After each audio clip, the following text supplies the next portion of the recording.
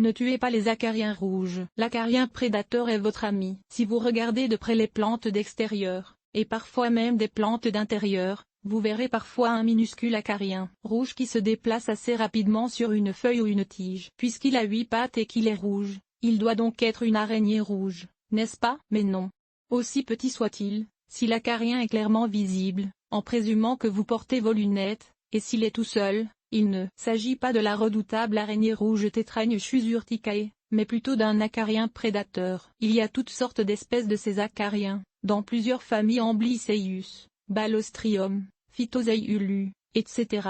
Beaucoup d'entre eux sont de couleur rouge, vert, orange, et jaune sont également possibles, et ils sont tout bénéfiques, puisqu'ils se nourrissent de acariens nuisibles, notamment, mais aussi de petits insectes nuisibles, comme les cyarides et les thrips. Vous ne voulez pas de tuer ces acariens, mais plutôt les encourager. Les araignées rouges sont rarement rouges. La soi-disant araignée rouge. L'acarien dont vous devriez vous inquiéter est l'araignée rouge, aussi appelée, et de façon plus appropriée, Tétranyque à 2 points, ou Tétranyque tisserand Tetranychus urticae. Malgré son nom commun, il ne s'agit pas d'une araignée, mais bien d'un acarien. Mythe. Si on appelle ce type d'acarien araignée, c'est parce qu'il tisse des fils comme une araignée, tout simplement. En passant, les véritables araignées sont toujours bénéfiques, car elles consomment les prédateurs de nos plantes. Le tétranyque à 2 points est beaucoup plus petit qu'un acarien prédateur, sans loupe. Tout ce que vous voyez sont des particules de poussière en mouvement, et est, en fait, rarement rouge. Il ne devient rouge qu'à l'automne et même alors,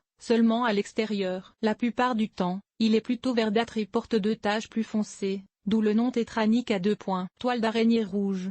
Le tétranque à 2 points araignée rouge ne vit jamais seul, mais toujours en colonie. Lorsque nombreux, il tisse une toile soyeuse qui relie les tiges et les feuilles de sa plante hôte, toile qu'il utilise pour aller d'une partie de la plante à une autre et pour se protéger de la pluie et des pesticides. Il s'attaque à littéralement des milliers d'espèces de plantes, notamment les haricots, les fraisiers, les aubergines, les melons, les rosiers, les thuyas et les spirées dans le jardin extérieur et les palmiers, les hibiscus, les brugmansias, les lierres anglais, et les chefleuras à l'intérieur. Gentils versus méchants. Récapitulons. Les gentils acariens, les prédateurs, sont rouges, environ la moitié de la taille d'une tête épingle, solitaires et se déplacent assez rapidement. Leur présence indique habituellement un environnement sain, alors félicitations. Vous ne voulez pas de tuer ces acariens ni même les déranger. Ils sont vos amis.